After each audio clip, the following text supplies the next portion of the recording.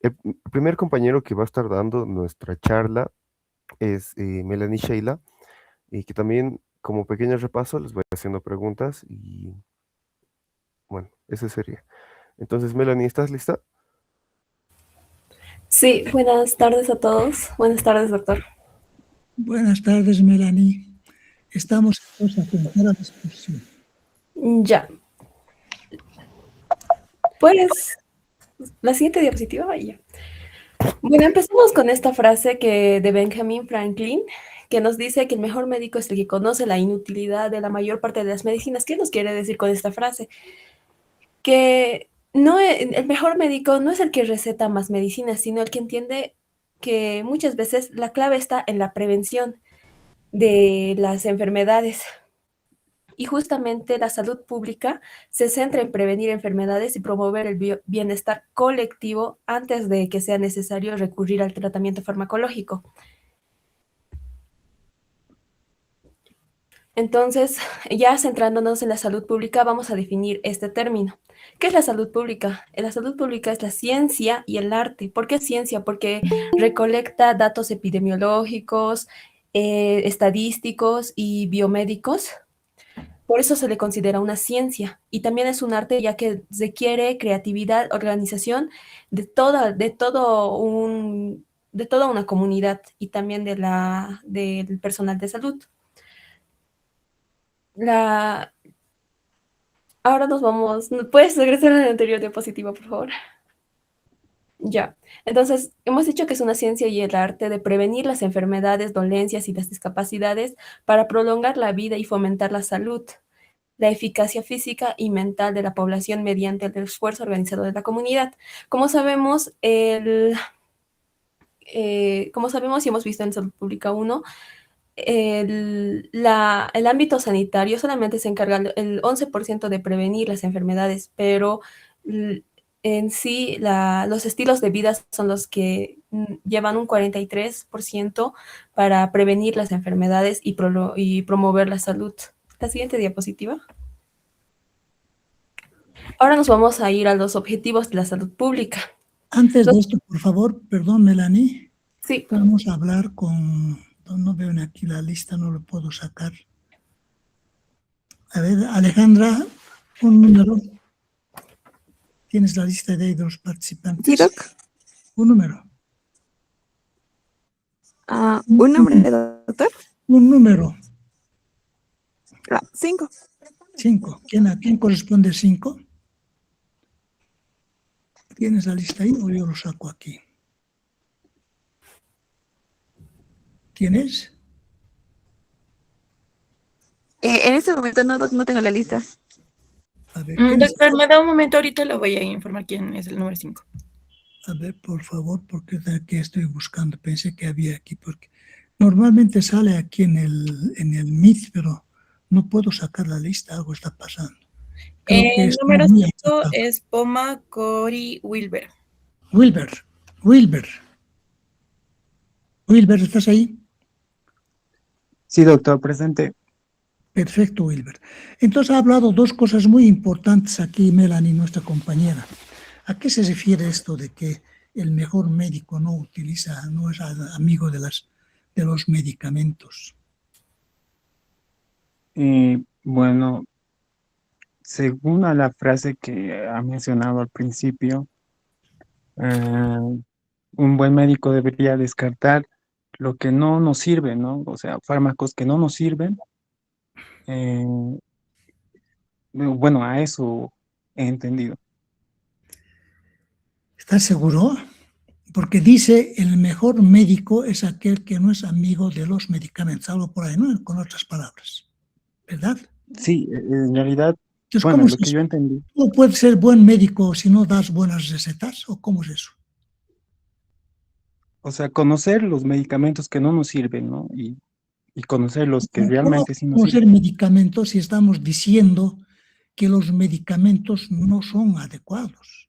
Porque está diciendo bien claramente, ponle la primera diapositiva, como tú estabas diciendo, Melanie, ¿no?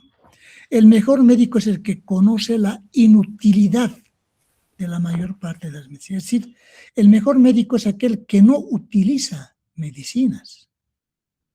¿A qué se refiere con eso?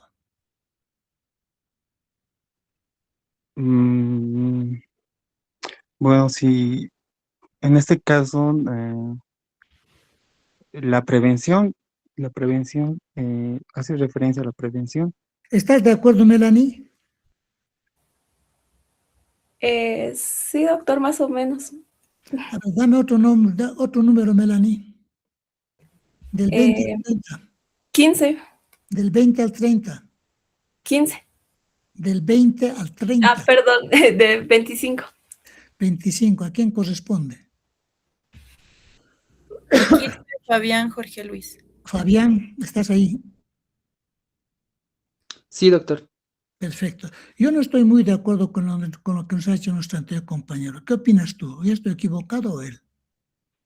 Bueno, respecto a lo que dijo de lo que la compañera estaba mencionando, a mi punto de vista, la salud pública se trata más que todo de prevenir y en ese caso, el hecho de no dar medicamentos es una forma de que a veces es mejor tratar de evitar de que el paciente llegue a tener la enfermedad a esperar a que el paciente tenga la enfermedad y estar dando medicaciones, porque como bien sabemos, todos los medicamentos tienen sus complicaciones o desventajas, en otras palabras, si no hay medicamento perfecto como para que sea 100% beneficioso solamente, tiene sus efectos secundarios y demás, y una manera de prevenir, bueno, de ayudar al paciente, de ayudar al paciente a que podamos mejorar la salud en la población en general es prevenir de que el paciente se llegue a enfermar y previniendo de que el paciente se llegue a enfermar se evitaría dar medicamentos innecesarios, a mi punto de vista, doctor. ¿Otro componente del grupo quién es? ¿Quién es el otro componente del grupo? Yo, doctor. ¿Cuál es yo? ¿Qué te llamas? Perdón, yo, Joseph Kisbert, doctor. Buenas tardes, doctor. Joseph, perfecto. Joseph, ¿qué opinas con lo que ha dicho nuestro compañero? Estoy muy de acuerdo, doctor. Fue muy interesante lo que dijo, que es preferible evitar que el paciente, bueno, en este caso, que la persona no adquiera la enfermedad y así se evita que la persona gaste medicamentos, corre el riesgo de que esa enfermedad empeore o adquiera más enfermedades durante el tratamiento médico. Es mejor prevenir antes que tratarlo, por así decirlo. Muy de acuerdo, doctor. Ya está enfermo, pero ¿qué hacemos?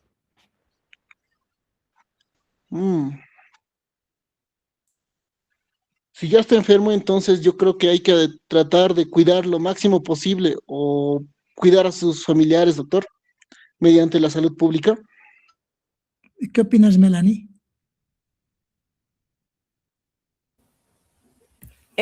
Bueno, sí, más o menos, doctor. Como más o menos. Bueno, este es un tema muy interesante, ¿no? Porque hay mucha discusión al respecto. Los clínicos, los cirujanos, etcétera, no están muy de acuerdo con esto, porque para ellos es curar la enfermedad. Sin embargo, la otra gran rama de la medicina, que es la salud pública, como bien dices, es promover el bienestar y la salud de una población o de un individuo y prevenir las enfermedades. Ya Aristóteles e Hipócrates, que son el padre de la medicina, hablaban de esto. Imagínense, son cuántos años, inclusive antes de Cristo, ¿no?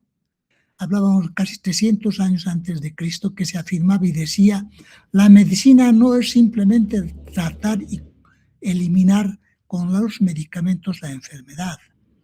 Ya decía, el médico debe conocer a su paciente no solamente en el momento de la enfermedad, sino tiene que analizar y decir, ¿por qué viene esa enfermedad? ¿Será que viene por la suciedad de su casa? ¿Será que viene porque ha tomado agua sucia? ¿Será que sus comidas no son las más adecuadas? Entonces, ¿cuál es la razón por la cual este paciente se ha enfermado? Entonces, a veces todavía no había los medicamentos, tratando de revisar la historia. Bueno, ya han llevado historia de la medicina, ¿no? Y en esa época, ¿qué se hablaba? ¿De qué humores se hablaba? Jorge Quispe. De los humores de la vida, doctor, los componentes. ¿Qué se decía ahí? Nuestro padre de la medicina, ¿qué decía?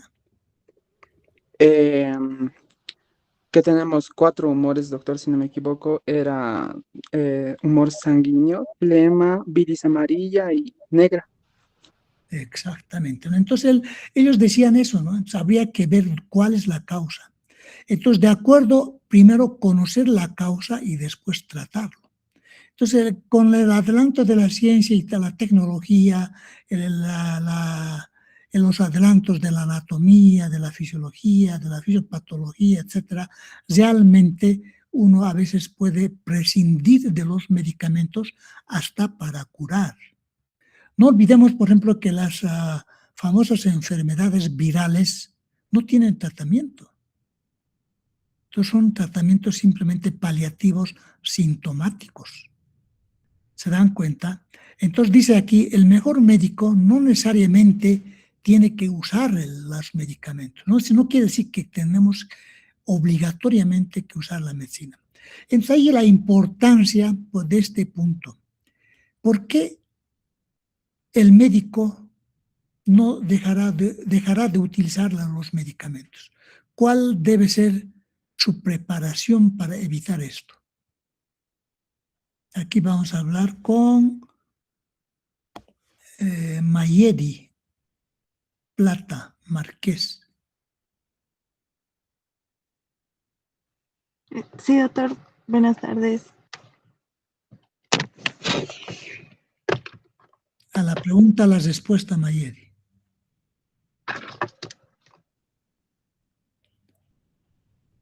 Perdón, doctor, ¿me podría repetir la pregunta, por favor? No puedo repetir, se supone que estamos en una clase, ¿no? Y estamos todos atentos a la clase, Mayedi. Sí, doctor, perdón. Es que Pues, si tú estás viendo tu novela o estás whatsappeando con tu enamoradito, etcétera, tenemos que dejar todas estas cosas. ¿Nadie te acuerdas de la pregunta que hemos hecho hace apenas menos de 2 minutos? No, doctor. ¿Tampoco? Entonces vamos a empezar a rebajar puntos, ¿no, Daniel? ¿Qué opinas?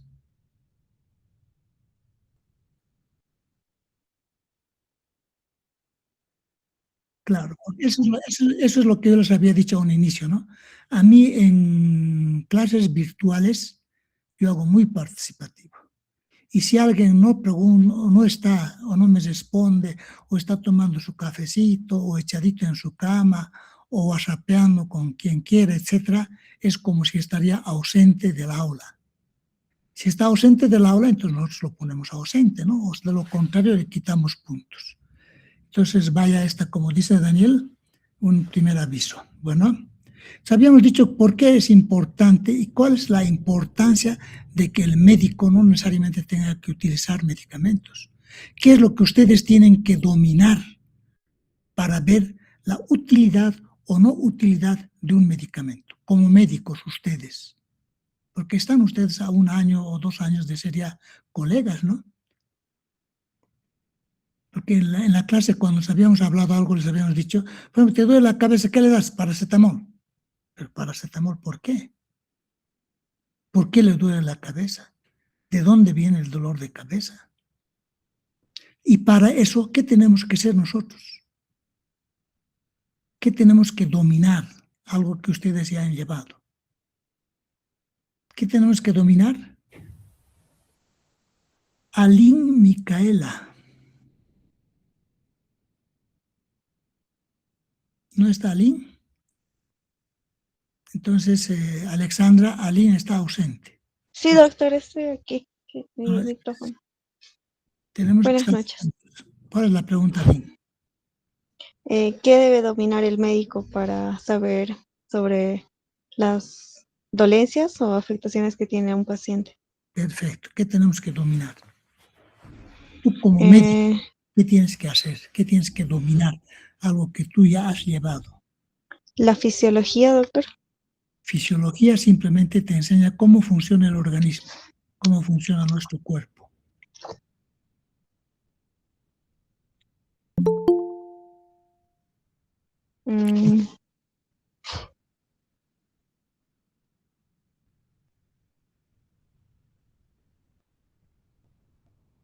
Como médico, ¿tú cómo puedes tener información del estado de salud de tu paciente?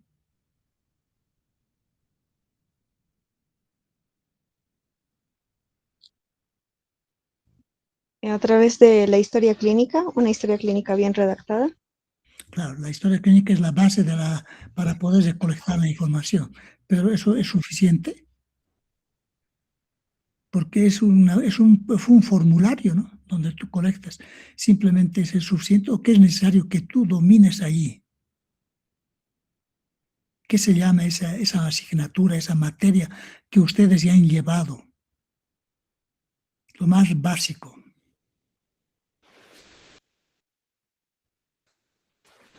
Fisiopatología, doctor. Fisiopatología es simplemente la alteración del funcionamiento normal de nuestro organismo. Está muy bien, hay que dominar fisiopatología. Pero ¿cómo sacar a través de la fisiopatología la información de tu paciente para saber su estado de salud? ¿Qué es lo que tienes que dominar? Semiología, doctor. Semiología. Ustedes tienen que ser médicos clínicos muy, muy, muy buenos. Cuando decimos cefalea, a su computadora de su cabeza tiene que venirles las causas diferentes de cefalea que pueda tener. Entonces, a eso ustedes dirán, ¿de qué trabaja este señor? Estamos aumentando otra variable de ocupación, que puede ser un tóxico, un gas, una mala posición ergonómica, un estirón. De repente, ama de casa, ¿por qué le duele? ¿Se dan cuenta? Entonces, la semiología y la forma de preguntar y de sacar información es básico y es importante. No es decir, me duele la cabeza, te doy paracetamol y punto. No. De repente es un gas tóxico que le está ocasionando el dolor de cabeza. Tenemos que saber sacar información al paciente. Sacar información y después saber examinarlo. Es la semiología. Tenemos que ser médicos eminentemente clínicos, buenos clínicos. Y en base a eso, recién utilizar los medios de laboratorio para poder confirmar los diagnósticos si es necesario. Porque una gran parte de nuestra población, si no está asegurada, no tiene el seguro, no tenemos los medios, no han de poder hacer laboratorios. Entonces, el tratamiento que ustedes puedan dar a un paciente depende del criterio clínico del profesional. Entonces, ahí viene este gran problema que dice aquí, ver la inutilidad de la mayor parte de las medicinas. Entonces, tendremos que saber escoger qué medicamentos realmente le ha de hacer bien a este paciente. No es cuestión de decir, me duele la cabeza, paracetamol, me duele el estómago, un antiespasmódico, un espasmodioxador, o me duele la vesícula, qué sé yo. ¿No? Entonces, no, hay que ser clínicos, hay que saber preguntar. Cuando un buen médico tiene a su paciente delante y se ha ganado la confianza y demuestra su profesionalidad y realmente su criterio médico muy alto, el paciente le confía lo que ni al cura le avisa. Entonces, el médico es un gran confesor, le saca muy buena información. Entonces, ahí la importancia de esto, ¿no? Porque dice, conoce la inutilidad, no dice de todos los medicamentos, de la mayor parte de las medicinas. Ahí viene la salud pública. ¿Dónde vive? ¿En qué trabaja? ¿Cuánto es su ingreso económico? ¿Cómo se viste? ¿Tiene agua? ¿No tiene agua? ¿Su recurso económico le puede dar una buena alimentación sana y saludable? ¿Cuántos hijos tiene? ¿Su recurso económico podrá cubrir las necesidades de sus hijos? Entonces, son muchas variables que el médico tiene que considerar en cada caso y en cada paciente, ¿no? Es distinto poder hablar con un gerente de banco, un gerente económico, de esos que tiene buen ingreso económico. A eso sí, podemos pedirle cualquier laboratorio de pagar, no hay problema. Pero a veces en ellos diremos, está trabajando, ¿cómo su trabajo? ¿Tiene riesgos? ¿Habrá riesgos en un banquero, en un ejecutivo de esos? Vamos a poder ver posteriormente esto. Porque a veces están hablando con un ejecutivo hoy día y al día siguiente aparece muerto. Pero después dicen, pero si ayer le ha examinado el médico y estaba todo bien. Lo que pasa es que ese médico no ha sabido examinar bien. Lo que les estoy diciendo ahora a ustedes, dominar la semiología y ver esta parte de salud pública que es muy vital y nos ha de poder orientar, poder llegar a un mejor diagnóstico para hacer un mejor tratamiento. Bien, Micaela, podemos seguir, por favor. Estábamos en la diapositiva 3. Ok, doctor. Entonces, ya entrando en la salud pública, vamos a definir los objetivos de la salud pública, que yo los he aglomerado en 3. Y la primera, bueno, hay 3 objetivos que se centran en la protección y promoción de la salud. El primer objetivo es proteger la salud de la población y mejorar su bienestar y promover los estilos de vida saludable. ¿Cómo hacemos esto? Lo realizamos mediante campañas para prevenir hábitos tóxicos y promover una alimentación saludable y actividad física. El segundo sería promover la salud de la población. También con campañas podemos hacerlo en colegios, lugares alejados, a los que el personal de salud no suele visitar. Por ejemplo, aquí en Bolivia, los lugares que más necesitan que se les hable de promoción de la salud y prevención de la enfermedad serían lugares alejados como Sencata, Viacha. El tercero es el prevenir y controlar enfermedades. También mediante campañas de vacunación para evitar infecciones a futuro. La siguiente diapositiva, por favor. El segundo, bueno, aquí le he aglomerado 5 objetivos que se centraban en la mejora de los servicios de salud. El primero nos habla de mejorar la calidad de los servicios de salud, que se basa se puede hacer implementando protocolos de atención basados en evidencia científica, sobre todo para diagnóstico preventivo y tratamiento efectivo. El segundo sería aumentar la cobertura de los servicios de salud, ampliar centros de salud, puede ser, ¿no? Ampliar centros de salud en zonas rurales para que estos puedan tener una atención, una consulta y también puedan acceder a vacunas y tratamientos, ya que en zonas rurales muchas veces no hay centros de salud y tienen que venir desde lejos a centros de salud de aquí, de la ciudad, o a hospitales de aquí para ser atendidos, que eso también se considera como una barrera, que lo vamos a ver más adelante. Después está el garantizar el acceso equitativo a los servicios de salud, con programas gratuitos de atención, puede ser de atención prenatal, igual vacunaciones. Después tenemos el fortalecer la capacidad institucional y regularización y fiscalización, sobre todo para supervisar medicamentos y proteger de productos que sean dañinos o fraudulentos. Entonces, esto debería de encargarse el gobierno, ¿no? Y después tenemos el desarrollar recursos humanos y capacitación en salud pública. Como ejemplo, seguir la formación continua de los médicos. Después tenemos como último 2 objetivos que los he aglomerado en preparación de investigación, que debemos aumentar la investigación en salud, que, bueno, cada uno como médico debe formarse, debe haber una autoformación, buscar artículos, siempre por ejemplo, para cada servicio, siempre va actualizándose algún método para como ya dije, un diagnóstico precoz y un tratamiento. Para que un tratamiento sea eficaz, siempre van saliendo artículos de qué tratamiento se debería dar para ciertas enfermedades o cómo mejorar un servicio de salud. Y así como también evitar infecciones o riesgos. Después está el reducir el impacto de desastres y emergencias de salud. La siguiente diapositiva. Bueno, ahora tenemos las funciones. Vamos a hablar con Cari Quispe.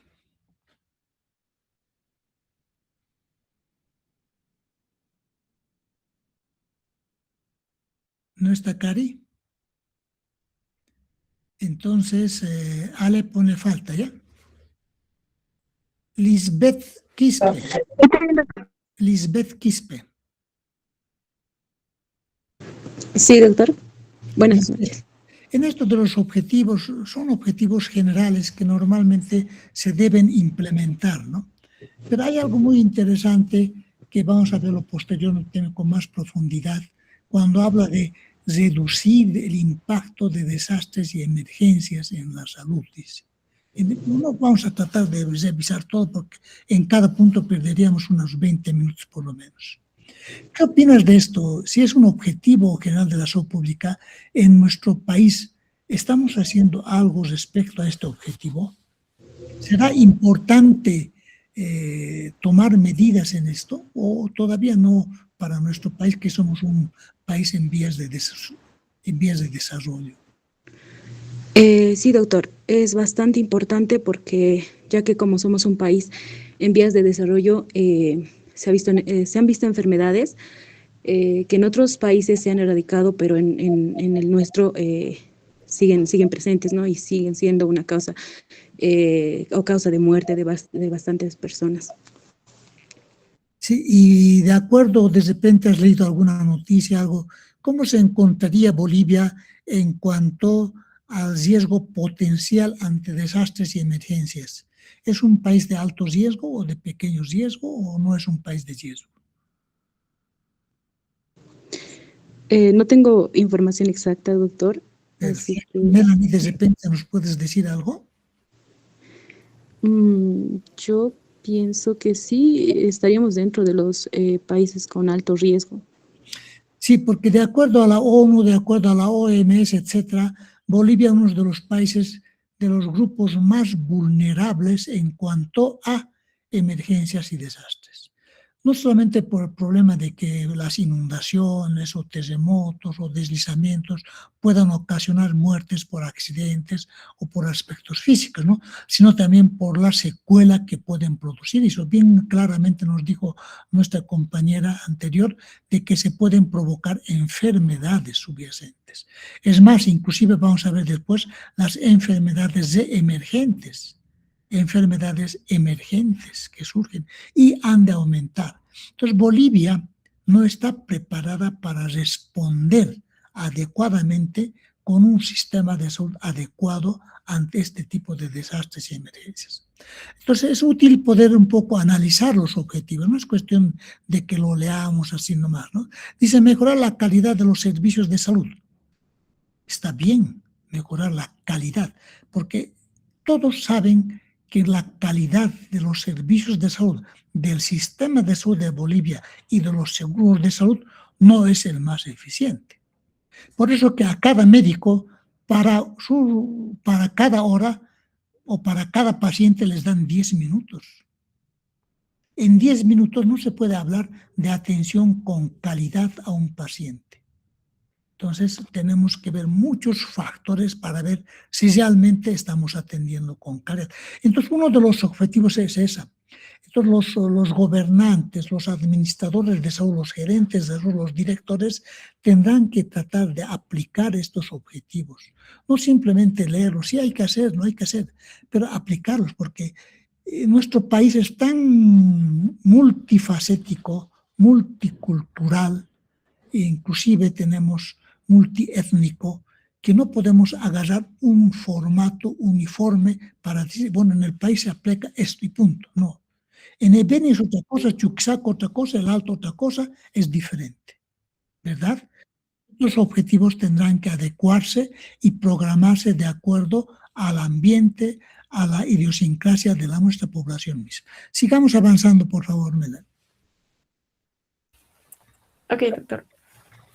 Ahora vamos a ver las funciones esenciales de la salud pública. Doctor, perdón. En la diapositiva estaban 7 funciones esenciales, pero en realidad, bueno, en salud pública uno veíamos 11. ¿Le digo los 7 o los 11? Bueno, yo he puesto 8, ¿no? 7. 8, a ver, 8 he puesto yo. Sí, Sí, son me has 7 dado un número. porque Tienes razón. no... Bueno, Sí, puede ser inclusive más o puede ser menos. Como tú dices, a veces los resumen en una sola función, 2 o 3 sí, funciones, ¿no? Otros le disgregan más, entonces puede ser más funciones. Lo importante, simplemente tú puedes poner lo más importante, ¿ya? ya. Entonces, la siguiente diapositiva, por favor. Las funciones esenciales pueden, como bien decía el doctor, aglomerarse en 3, porque nos hablan casi de lo mismo.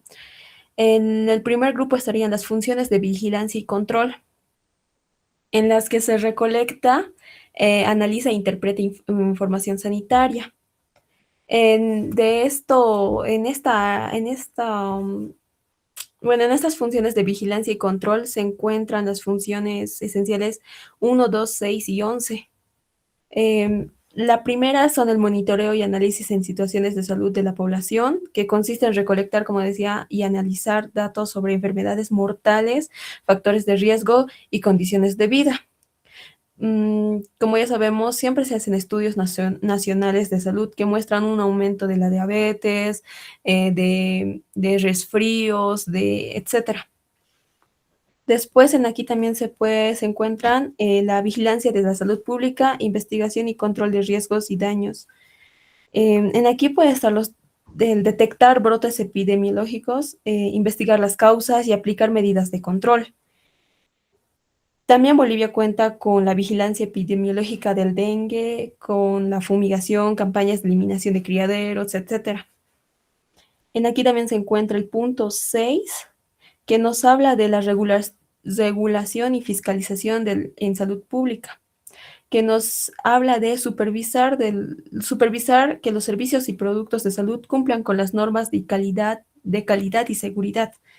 En esto se centra, bueno, como ejemplo tenemos el control de medicamentos falsificados, inspección de restaurantes para garantizar la higiene alimentaria. En esto se va a centrar el gobierno porque, como ya les dije anteriormente, tiene que ver que los medicamentos o los fármacos que se están expendiendo deben ser seguros y no fraudulentos.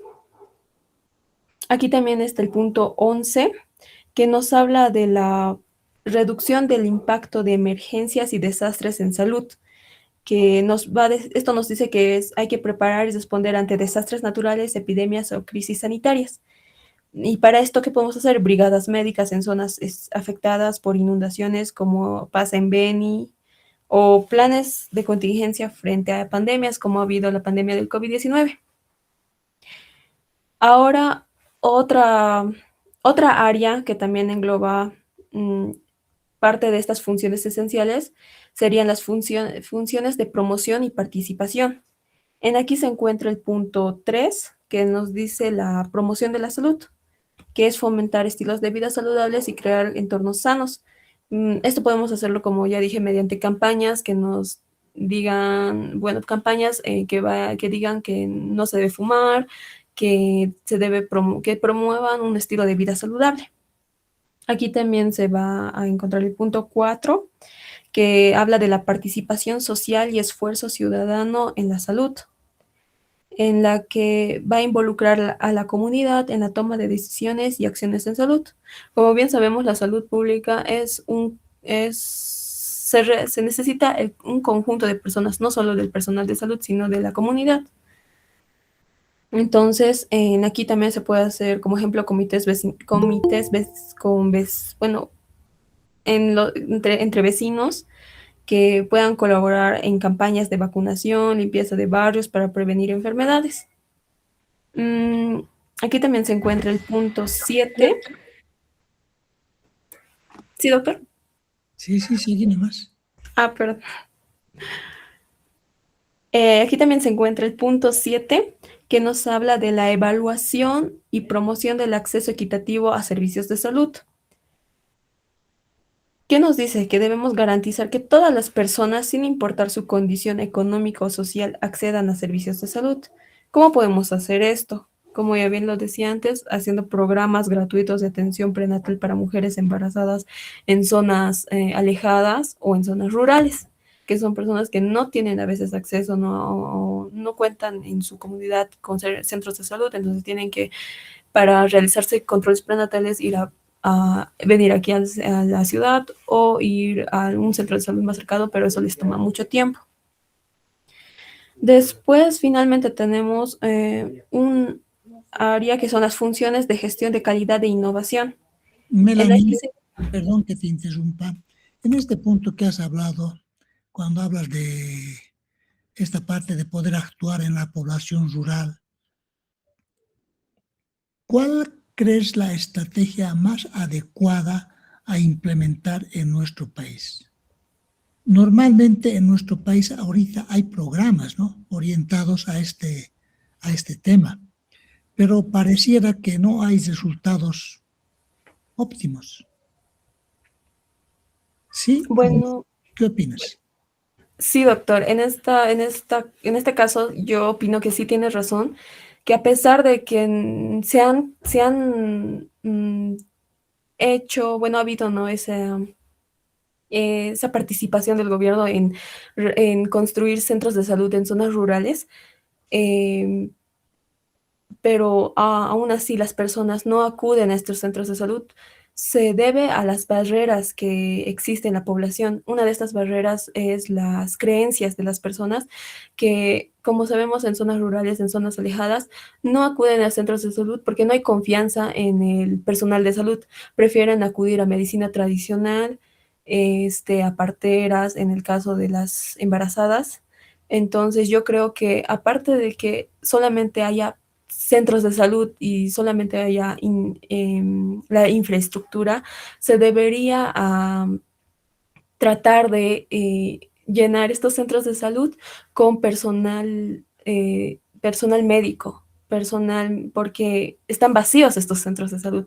Debe haber por lo menos un personal de salud en cada centro de salud, o solamente 2 a 3, que está de la enfermera, el médico y la parte, el encargado de farmacia. Entonces yo creo que debería haber un poco más, implementar con más personal de salud en estos servicios de salud para que puedan llamar a la gente también a hacer charlas, porque la salud pública nos habla de eso, ¿no? De promocionar la salud, hablar a las personas para que las personas se animen a venir a los centros de salud. ¿Qué opinas respecto a esta opinión, Esther Poroma? Buenas noches, doctor. Buenas noches. Concuerdo con mi compañera, además de que quizá por ese mismo hecho de que dijo que la población tiene creencias y también por parte del idioma, capacitar mejor al personal de salud y de igual forma tratar de comunicarse con los dirigentes tal vez o con personas que estén en correlación con estas comunidades para tratar de buscar mejores formas de que vengan a los centros de salud, ya que esa igual es una barrera para la población rural.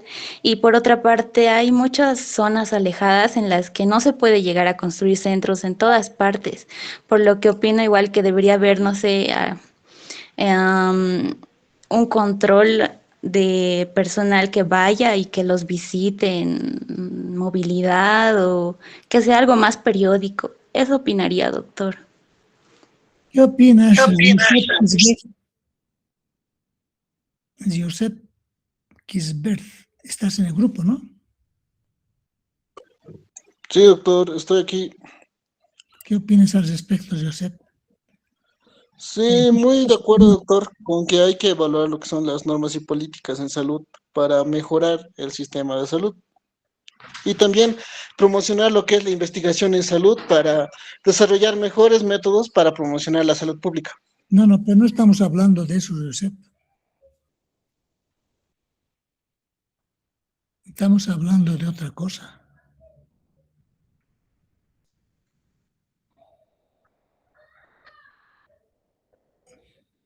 Les recuerdo, a ver, Micaela, perdón, no es Micaela, ¿no? ¿Cómo te llamas? Melanie, doctor. Melanie.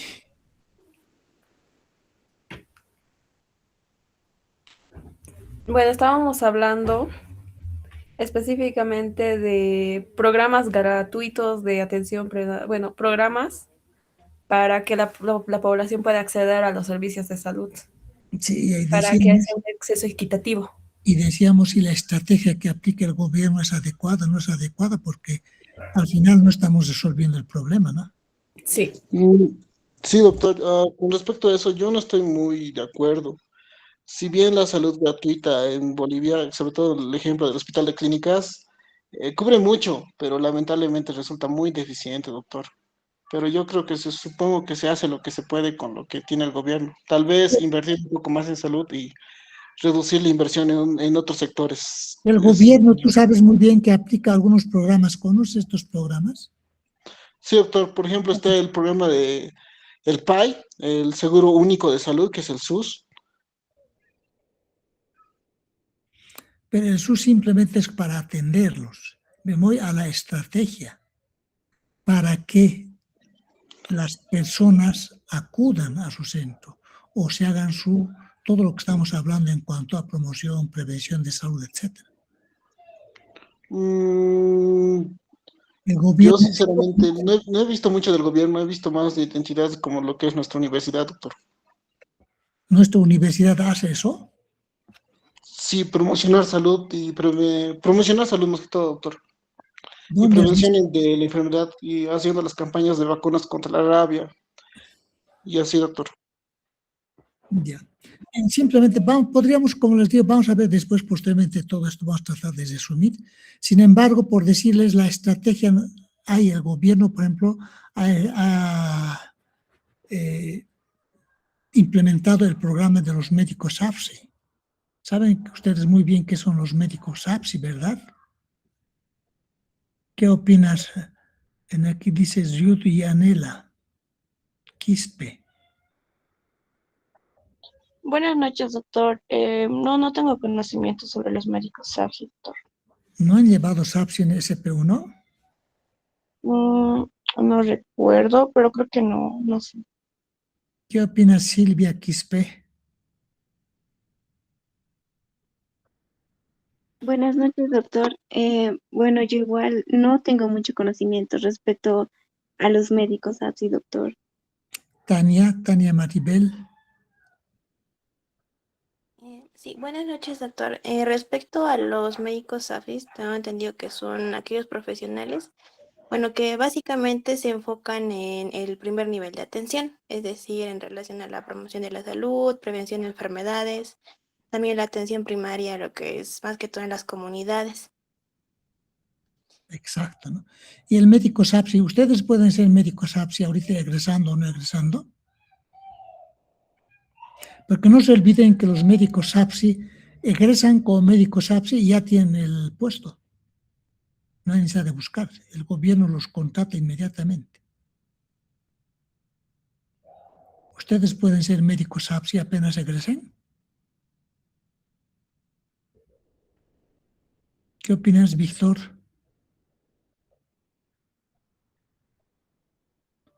¿Víctor no está? Buenas noches, doctor. ¿Se me escucha? Sí, perfectamente. Bueno, yo tampoco tenía entendido sobre los médicos SAPSI. Bueno, el médico SAPSI es un médico que ha hecho una especie de 1 año de residencia y el Ministerio de Salud es el que los prepara y realmente estos médicos, una vez que egresan, tienen el puesto ya asegurado, pero es para, como ustedes bien ha dicho la compañera, van directamente al área a hacer atención primaria. Estos médicos, en vez de esperar en la consulta, van inclusive comunidad por comunidad, casa por casa. Estos son los que hacían las famosas carpetas familiares hasta hace algunos años. Entonces, ellos pueden hacer un diagnóstico situacional de salud de toda una comunidad. Preconizan la promoción y la prevención de las enfermedades, ¿no? Entonces, de modo que, sin embargo, pese a implementar este tipo de programas y otros más el gobierno, pero lamentablemente no estamos avanzando. ¿Por qué? ¿Cuál es la causa? la estrategia es mala, los SAFSI son malos, los programas son malos. ¿Qué es lo que está pasando? ¿Qué opinas, Jessica Vilma? Doctor, buenas noches. Hola. Doctor, para dar un comentario como tal del tema que usted dijo de estos doctores, sería conocer como tal su plan, cuál ha sido su estrategia, en qué forma se los ha capacitado, y viendo aquello podríamos hacer un análisis de por qué la población rural más que todo no está dando como sería, no está aceptando esta ayuda. Entonces yo la verdad, doctor, sobre los doctores, como dijo, no tenía entendido, la verdad. El médico SAFSI es un médico realmente muy bueno, muy sacrificado, ¿no? Va casa por casa, va comunidad por comunidad, va preconizando qué es el servicio de salud, qué servicios le presta el centro de salud que está en esa su área, les hace la carpeta familiar, diagnostica cuántos niños hay, cuántos vacunados, cuántos no vacunados, cuántas mujeres, cuántos en edad de embarazo, cuántos de... Sí, un diagnóstico muy completo, muy bueno. Pero sin embargo, pese a este programa, que a un principio yo lo vi muy bueno, es insuficiente para poder cubrir la gran extensión de nuestra población, porque nuestra población es muy dispersa, ¿no? Pero sin embargo, fracasa. ¿Por qué? ¿Cuál es la causa? ¿El médico? ¿El sistema? ¿El centro de salud? ¿Cuál es lo que está fallando? Bueno, doctor, yo creo que para que todo esto falle, como usted mismo lo dijo, tendrían que surgir los tres factores. Puede ser en parte por el médico, porque como sabemos, nuestras zonas rurales como tal no hablan algunos netamente español, otros hablan aymara o otro idioma de origen como tal. También puede estar relacionado al paciente, de que los pacientes son más cerrados en lo que son las áreas rurales, más que todo con las mujeres, por así decirlo, son más cerrados, entonces el médico en vano va a ir a presentar como tal su ayuda si el paciente no va a querer recibirlo. Entonces yo pienso que en este punto es vital la participación de la población. Si bien el gobierno, el sistema, hace sus esfuerzos y estos no logran sus objetivos, entonces está fallando la población. La población no está preparada para este tipo de programas. Y rápidamente en esto, por ejemplo, Elvis Quispe nos puede decir cuál sería la solución para que la población esté preparada y pueda adoptar o pueda asimilar estos programas para la mejora de su salud, de su familia y de la población. ¿Qué se tuviera que hacer la población? Elvis, ¿estás ahí? Alejandra, falta Elvis, por favor. Entonces vamos a hablar aquí con Vilma Quispe. ¿Está Vilma Quispe? Sí, doctor. ¿Qué opinas? Sí, doctor. Buenas noches. ¿Se me escucha? Sí, perfectamente. Ya, sería también, doctor, implementar la educación, bueno, educar a la población. ¿A la población? Hazte poder la población de 30, 40, 50 años que ha vivido en ese ambiente, en esa cultura, en ese su entorno, hazte poder cambiarlos.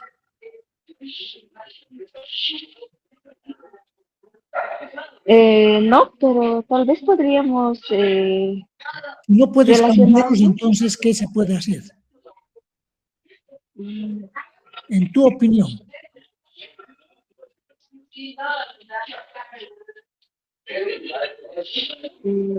Sería, en mi opinión, sería dar ejemplos, doctor, o si no, dar tipos a nivel nacional, ¿te das cuenta de lo que me estás diciendo?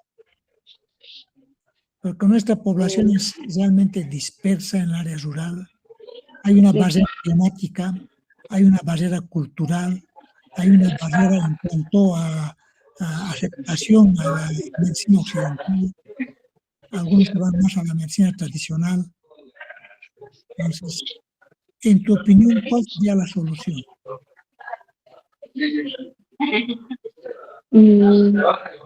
Creo que alguien está con muchos micrófonos, porque parece que hay una fiesta por ahí.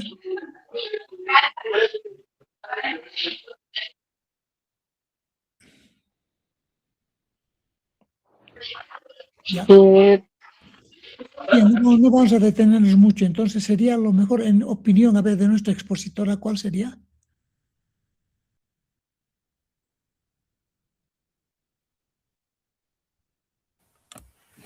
Bueno, yo, doctor, pienso que es dar charlas a la población Imagínate, de... Melanie, a ver, ubícate. ¿Has de poder charlas dar a toda la población? No, doctor, pero para eso debería, como ya decía antes, implementar o a poner a más personal de salud para que las personas... ¿Has de poder contratar más personal de salud en un país en crisis como el nuestro? Si ni siquiera pueden contratar médicos, ni enfermeras, ni nada, ¿vamos a poder contratar otras personas para que den charlas? ¿Qué opinas? no, doctor, no se va a poder. A ver, algunos del grupo, de todo el curso, ¿qué opinan? Si fueran ministros de salud, ¿qué dijeran? ¿Cómo podríamos solucionar este problema? Para que nuestra población tenga una cultura preventiva, para que esté más preparada en cuanto al cuidado de su salud. ¿Qué sugerirían?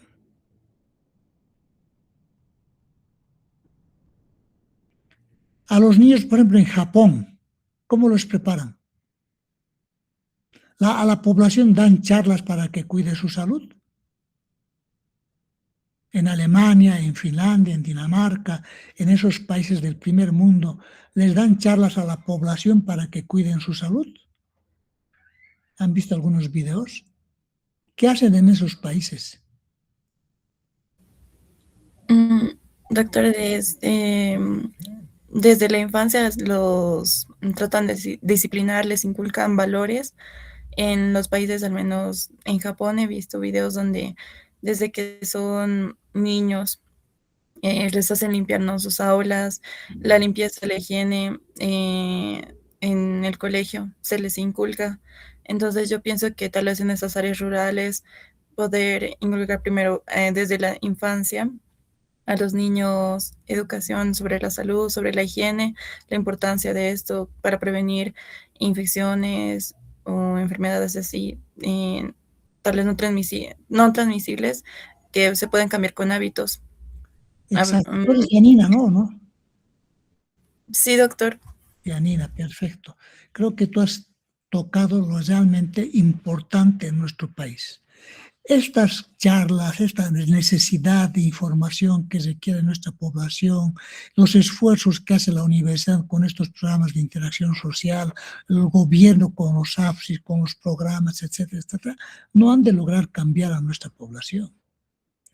Lo importante es de que se entre con estos programas en el sistema de educación y formación de los niños. Los niños tienen que crecer con esa cultura preventiva, como dice Janina. Desde cómo barrer, desde cómo arrinconar, desde cómo servirse, se sirven una comida, ellos lavan. En Europa, por ejemplo, no hay empleados domésticos, no hay nada. Dice, vamos, nos serviremos un café, cada profesional, sea el barrendero o sea el gerente, toma su cafecito, lava su vaso, lava su cucharilla, lo seca y lo pone a su lugar. Es cultura, es educación. Se forman hábitos y costumbres en forma preventiva. Entonces, la cultura preventiva del cuidado de la salud tiene que partir ahí. Entonces, yo siempre insisto de que tiene que entrar al sistema educativo. Todas estas funciones que vemos, los podemos analizar uno por uno, todas tienen que entrar desde la escuela. El niño es como una esponjita, el niño es como una computadora. A la computadora usted lo compra nueva, entonces hay que cargarle información. Y de acuerdo a la información que le den a la computadora, esa computadora responde. Entonces el niño es lo mismo. Al niño hay que darle esa información básica. Y cuando este niño crezca, a los 20, 30 años, ha de saber perfectamente cómo cuidarse. Ha de saber hábitos y costumbres, qué alimentos tienen, cuántas calorías tiene un plátano, cuántas calorías tiene un pan, qué tiene que hacer para mantenerse sano y fuerte, etcétera, etcétera. No hay necesidad de que el médico o el sistema esté velando por eso. Entonces, a eso van este tipo de funciones, a ver de que la estrategia que se debe aplicar en nuestro país, por ejemplo, en mi opinión, nos ha de llevar toda la vida a un fracaso, mientras no se adecue y combine con otros ministerios, el Ministerio de Educación, el Ministerio de Cultura, hay con varios ministerios, entonces habrá que inculcar a los niños e incorporar en el sistema. Bien, rápidamente entonces seguiremos avanzando porque el tiempo se nos va.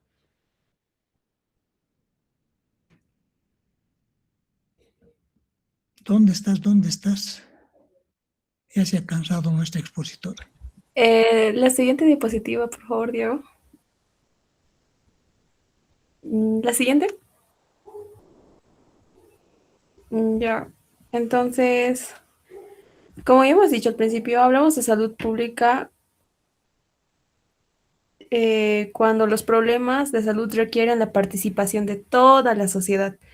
En Latinoamérica, además de las enfermedades tradicionales como la tuberculosis, nos enfrentamos a nuevos retos como la diabetes, hipertensión, violencia y migración. A esto se suma el envejecimiento poblacional que demanda la atención especial. Y este perfil epidemiológico nos muestra que somos vulnerables a cambios sociales, ambientales y biológicos. Por eso necesitamos fortalecer las redes de vigilancia en salud pública. La siguiente diapositiva, por favor. Y aquí tenemos, datos de eso que nos hablan de los tipos de barreras por los que la población a veces no accede a centros de salud o hospitales. Tenemos las barreras organizativas, que son la mayor parte de las barreras que conforman el 17.2%, en las que las personas al experimentar largas filas en hospitales, horarios de atención limitados y trámites burocráticos, prefieren saltarse todo este proceso y directamente ya no asistir a los centros de salud. Otro tipo de barreras son las financieras, que ocupan el 15.1%. Son pacientes que no pueden pagar medicamentos como la insulina o antibióticos, que por su alto costo. Tenemos también la barrera de disponibilidad inadecuada de recursos, que es el 8.4%, que sabemos que a veces los medicamentos básicos no se pueden acceder a estos medicamentos básicos. También tenemos las barreras geográficas, que conforman el 5.4%, en donde comunidades rurales que deben viajar horas para llegar a un hospital, entonces optan por no ir. Y también en la última barrera tenemos la aceptabilidad, que conforma el 8%, en la que las poblaciones indígenas prefieren la medicina tradicional. También hay barreras lingüísticas y por falta de confianza también en el sistema de salud. Aquí terminé con mi exposición. Gracias por su atención. Buenas noches, gracias Melanie. Yo voy a continuar con la disertación. Ya, entonces vamos a continuar el tema con la definición de salud, cuáles son sus enfoques, vamos a conceptualizar y vamos a ver cómo ha ido evolucionando este concepto de salud. Y para esto necesitamos saber o conocer cómo se define la salud según la OMS 1946-1948. Entonces, la definición de salud no es algo que se haya planteado recientemente, no, esto tiene años de años. Ya decía Hipócrates, que como vamos a ver más adelante, que la salud es un estado de armonía consigo mismo y con el entorno. Y Hipócrates la definición de Hipócrates no estaba tan alejada de lo que conocemos, de cómo conceptualizamos nosotros ahora la salud. Entonces, ¿cómo define la salud la OMS? La OMS define la salud como un estado completo de bienestar físico, mental y social, y no solamente la ausencia de enfermedad. Nosotros conocíamos el concepto clásico de salud, que es el estado, es un estado, sí, bueno, es un estado en el que no existe una enfermedad. No, bueno, ahora se sabe, y como decía la OMS ya en 1946, que para estar sano necesitamos estar bien físicamente, no solo físicamente, sino mentalmente y socialmente. Em, cuando no- Esto se va a definir más adelante en determinantes de la salud, pero para que lo tengan como introducción, ya no es solo la ausencia de enfermedad, sino es un bienestar físico, psíquico, social, como lo vamos a ir viendo. Esto es según la OMS, porque el concepto de salud sigue evolucionando y, bueno, vamos a verlo, ¿no? Antes de ver cómo evoluciona la salud, vamos a ver cuáles son sus diferentes enfoques. Como dice el concepto acá, un enfoque en salud es la forma de comprender, interpretar y abordar el proceso salud-enfermedad. Bueno, para no hacerlo más largo, cuando nosotros decimos un enfoque en salud, nosotros nos referimos a cómo comprendemos o desde qué punto estamos viendo la salud. Entonces, en las diapositivas que nos compartía el doctor anteriormente, nos remarcaba el enfoque de una salud, de One Health, que es cómo interactúan la salud humana, la salud animal y la salud del medio ambiente en una sola salud. Y hay diferentes enfoques de la salud, como puede ser el enfoque de la salud comunitaria, el enfoque de derechos ciudadanos y protección social, el enfoque global de salud, el enfoque sociológico. Estos, para mencionar algunos, normalmente cuando hablamos de un enfoque en salud, este puede responder a una pregunta para que lo comprendan. Entonces, ¿cómo comprendemos el enfoque de una sola salud o de una salud de One Health? ¿Cómo interactúan la salud humana, animal y ambiental en la prevención de amenazas sanitarias? Y podemos aplicar estas preguntas a todos los enfoques en salud que tengamos, como los que ya había mencionado ahorita. Ahora, les voy a mostrar una buena cantidad de enfoques en salud. No creo que sea necesario que memoricen todos, pero es para que observen que no existe un solo enfoque, no existen pocos enfoques, sino son enfoques variados de lo que es la salud. ¿Ya? Existe el enfoque biomédico, epidemiológico, psicosocial, sociológico, económico, los determinantes sociales, el conductual, la competencia, comunitario, derechos y protección social, como algunos que habíamos mencionado hace rato. Solo para recordar, el enfoque global de la salud, ecológico, y etcétera. Como pueden ver, y las diapositivas también nuestro grupo, se las vamos a compartir. En todos estos enfoques pueden responder una pregunta y es un punto de vista de nosotros cómo entendemos la salud. Es una perspectiva teórica, como dice acá, una perspectiva teórica y práctica que define la salud, los factores que lo considero más importantes, el tipo de intervenciones que se priorizan en este enfoque en salud y cómo se organizan los programas políticos y sanitarios, que ya nos habían mencionado anteriormente en la disertación, ¿no? Entonces, ¿cómo ha ido evolucionando el concepto en salud? Habíamos comenzado con Hipócrates, pero no se quedó en Hipócrates. Muchos autores dieron su propia definición de salud, o si bien no la dieron completa, complementaron con la definición que ya existía. Por ejemplo, Sigmund Freud, presentó la importancia de los procesos psíquicos en la génesis de muchas enfermedades. Entonces, ya no es algo solo físico, es algo psíquico, es algo mental. La vida en silencio de los órganos, que se llama más a lo físico. La definición de la OMS, perdón, como puede ser, aquí ya nos vamos a un aspecto más ambiental, como dicen, la salud es el estado de adaptación al medio y la capacidad de funcionar en las mejores condiciones de dicho medio. Entonces ya se relaciona con el medio y como se relaciona con el medio es algo más ambiental, también podemos considerarlo como algo más ya social, ¿no? Y así, hasta el día de hoy, sigue evolucionando el concepto en salud. El concepto en salud ya no es, a día de hoy ya no es un concepto, como se dice, estático, es un concepto dinámico. Cuando nosotros decimos dinámico, es decir, que es cambiante. Y cuando nosotros nos referimos a salud hoy en día, nos referimos a la capacidad de adaptabilidad a procesos físicos, psíquicos, mentales, sociales, etc. Bueno, esa es la evolución del concepto de salud, ¿no? Y sigue constantemente evolucionando, pero el concepto que nosotros utilizamos y que es más aceptado incluso en la actualidad, es el concepto de la OMS, que es importante que lo recuerden, que ya habíamos dicho y lo vamos a repetir, la salud es un estado completo de bienestar físico, mental y social, y no solamente la ausencia de afecciones o enfermedades. Entonces, cuando hablamos de este concepto, podríamos intuir que muchos de nosotros tal vez estamos enfermos, tal vez no estamos del todo sanos como pensábamos, simplemente porque no tenemos algún tipo de enfermedad. Bueno, he tratado de hacerlo lo más corto posible. Ya sabemos que esto es solo un pequeño repaso de lo que nosotros ya hemos estudiado. Entonces, si tienen alguna pregunta, por favor, háganmela conocer. Si no, voy a pasar con el siguiente compañero que debe dar la disertación. Doctor, si también tiene alguna duda o quiere realizar alguna pregunta, me encuentro acá. Patricia Quispe Cruz.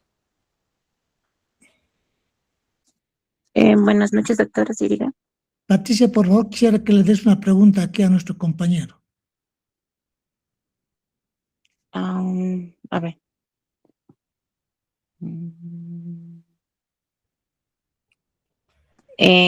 En este caso, el compañero se estaba explicando más sobre los enfoques de salud.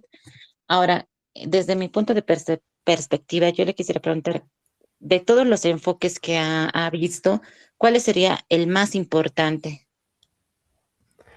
Ya, entonces cuando me dices el enfoque más importante, no hay un enfoque que sea más importante. Como decimos, utilizan estos enfoques en salud em, para ver, ya hemos dicho, qué tipo de intervenciones se priorizan. Este enfoque de salud de One Health, por ejemplo, vamos a usar este de One Health, que se enfoque en la salud humana, animal y medio ambiente, va a ser importante para estos 3 puntos, ¿no ve? ¿Quiénes van a, el enfoque epidemiológico va a ser más importante para conocer cómo se distribuye la enfermedad en la población, cuáles son sus causas, etcétera. Entonces, no hay un enfoque que sea más importante que el otro. Todos los enfoques son importantes, pero si quieres destacar algunos enfoques, en la diapositiva que nos compartía antes el doctor, están ahí los enfoques, como pueden ser el de una salud, como ya había mencionado, el de salud comunitaria, el de derechos ciudadanos y protección social, que está aquí abajo, el enfoque global de la salud, que se encuentra acá, y el sociológico, que se relacionan más con la salud pública, porque la salud ya sabemos que es una interacción de varios sistemas, ya no solo, como mencionaban antes, incluye la educación incluso, ya no es solo del ámbito médico, la salud engloba todas estas instituciones. Perfecto, entonces podemos continuar con la otra exposición, por favor. Sí, doctor. Mi compañero Víctor va a continuar con los procesos de salud de enfermedad. Sí, buenas noches, ¿se me puede escuchar? Perfectamente, Víctor. Ya. Bien, yo voy a hablar acerca del proceso de salud de enfermedad. Vamos a empezar con el concepto de lo que es la enfermedad. Bien, recordemos que la enfermedad es un estado de alteración del funcionamiento normal del cuerpo, ¿no?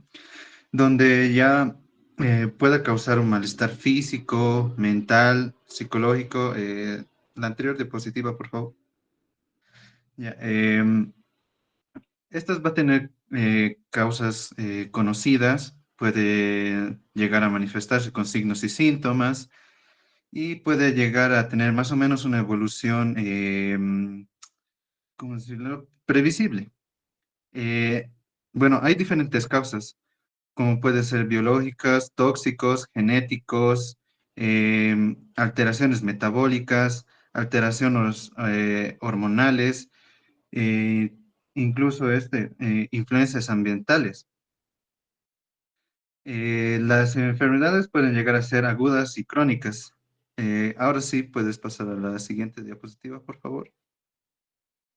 Bien, doctor, de esto tenía una pregunta. En las diapositivas se encontraba lo que era medicina tradicional y medicina occidental. De eso igual tengo que explicar. En realidad sería útil poder hacer las diferencias, ¿no? Y cuál su implementación en nuestro país. Ya, bien. Entonces tenemos a la medicina tradicional, que más que todo, ¿no? Su tratamiento es holístico. O sea, ¿qué quiere decir? Que va a tratar cuerpo, mente y espíritu. Eh, el conocimiento que tienen estos, bueno, curanderos, se basa más que todo en elementos naturales, socioculturales y sobrenaturales. Eh, más que todo utilizan el poder psicológico mental, eh, teniendo un poder de sugestión y reduciendo más que todo reduciendo la angustia del paciente, ¿no? Sus preocupaciones, todo eso. Eh, más que todo, sí, más que todo eso.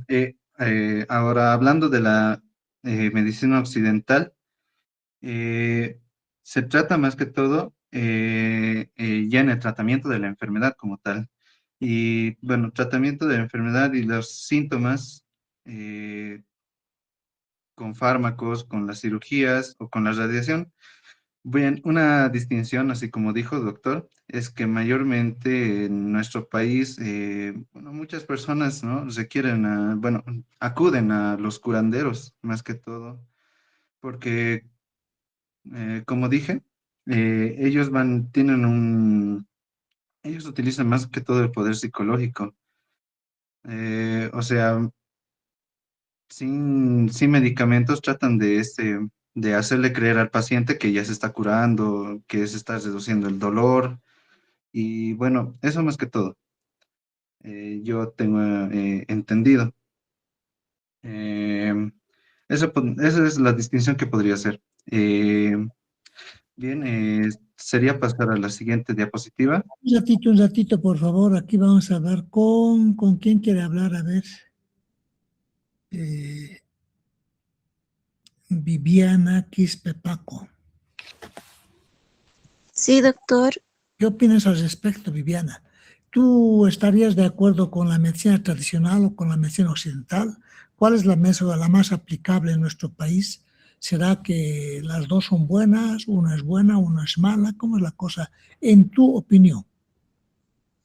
Viendo de que aquí, por ejemplo, en nuestro país se ve con mayor énfasis, por ejemplo, en las áreas rurales, que practican más que todo la medicina tradicional porque también puede ser por su bajo costo y como anteriormente también los compañeros decían, por el tiempo y también el lugar donde ellos viven y entonces ellos optan por esa medicina ya que también podría ser beneficioso en otros aspectos o en otros aspectos también no lo empeoran con medicinas porque tal vez no lo aplican de la manera adecuada o tal vez no es como en los hospitales se manejan con protocolos.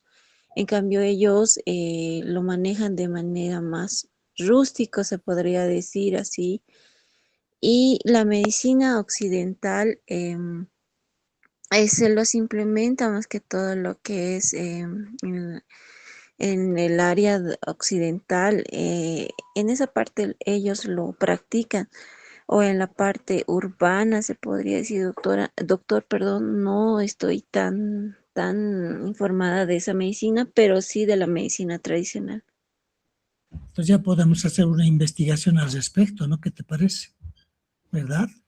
Sin embargo, nos trae esto una gran enseñanza, porque en realidad, viendo la realidad de a veces de la curación de los pacientes, se ha visto con sorpresa que cuadros que no pueden solucionarse con la medicina occidental se curan con la medicina tradicional. ¿A qué crees que se debe esto? Aquí estamos hablando con Evelyn, no, Elvis Quispe. Elvis, ¿estás ahí? No está. Entonces, Alejandra, por favor, le ponemos falta. Vilma Quispe ha dado aquí, Patricia, Ronald Quispe. Ronald Quispe. Buenas noches, doctor. Ronald, ¿no? Sí. Ronald, ¿qué opinas al respecto? Bueno, si el tratamiento ha funcionado con la medicina tradicional, yo pensaría que sería más por un efecto placebo, que a las personas al pensar que le están haciendo algún tratamiento o alguna ayuda con algún tipo de ritual o algún tipo de limpia, la persona cree que se está curando, entonces por ende,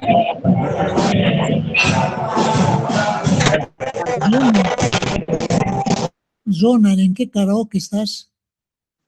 doctor, ese es del compañero Elvis, yo estoy aquí ahorita, ¿no? ¿De Elis? ¿Dónde está Elis?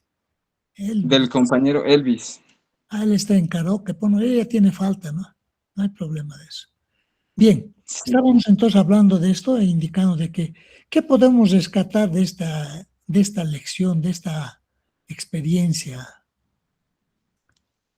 De la experiencia de la medicina tradicional. Sí, porque hemos visto, ¿no? Yo he visto realmente curas que me ha sorprendido, ¿no? Yo soy médico, igual que ustedes al final, pero realmente he visto que pese a tratamientos buenos de especialistas, todo eso no se ha podido curar y sin embargo van a un curandero, etcétera, etcétera, hace una serie de cosas, pero con tratamientos medio para mí absurdos, el paciente se cura. Entonces, ¿cuál sería la lección que nosotros rescataríamos de ese tipo de tratamientos? Bueno, yo pensaría que esos tratamientos son base más a creencias, y como la persona piensa que se está curando, el propio cuerpo más o menos estimula funciones que empiezan no a sanar, pero sí como la persona piensa que se está curando, entonces empieza a sentir menos lo que son la enfermedad. Sí, porque por ejemplo han debido ver inclusive por la Pers Velasco, yo he visto alguna vez, vendían unas bolsitas de tierra y decían, esta es tierra ¿cómo es? Del Vaticano, de Tierra Santa, esto te ha de sanar, que esto te ha de curar, y la gente compra. Y en su creencia, a veces esa tierra de repente que es del basurero, le sana. Entonces, ¿cuál es ese? ¿Qué debemos rescatar? ¿Habla alguien del curso cualquiera? Sí, desde luego.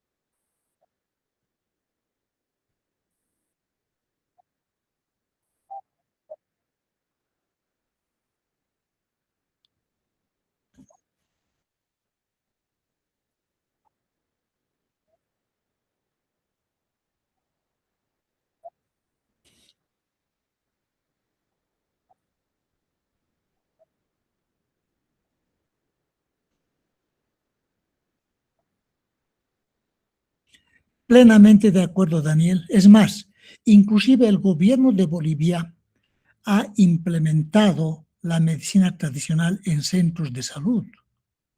Es más, inclusive tiene 2 textos que se han repartido a nivel nacional sobre medicinas como tú dices, en base a hierbas, en base a medicina tradicional.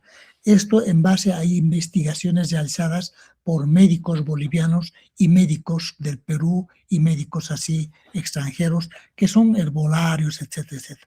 Hay que seguir investigando. Sin embargo, no podemos decir que la manzanilla o la ruda o la menta, etcétera, no sirven. Sirven, simplemente que nosotros a veces como médicos occidentales, como médicos de esta medicina occidental, también tenemos que conocer las propiedades de las diferentes medicinas que se utilizan a nivel tradicional. Por una parte, eso es muy importante y seguir investigando. Hay estos textos, ustedes pueden pedir en el ministerio, hay libros completos de cómo se debe utilizar las hierbas, la miel y una serie de productos naturales para diferentes patologías, ¿no?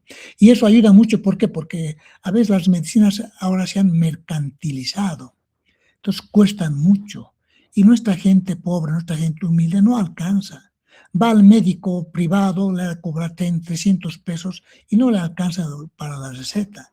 Va al SUS y le dan un paracetamol o le dan algo que simplemente a veces síntomas de receta. Y eso es lo que yo quiero evitar de ustedes. No tiene que ser síntomas de receta. Ustedes tienen que ser médicos clínicos muy buenos. Tienen que saber analizar de dónde viene la dolencia, la patología misma, para llegar a un buen diagnóstico y hacer un buen tratamiento, de repente en base a una medicina occidental o en base a una medicina tradicional que es debidamente reconocida y científica, por una parte, ¿no?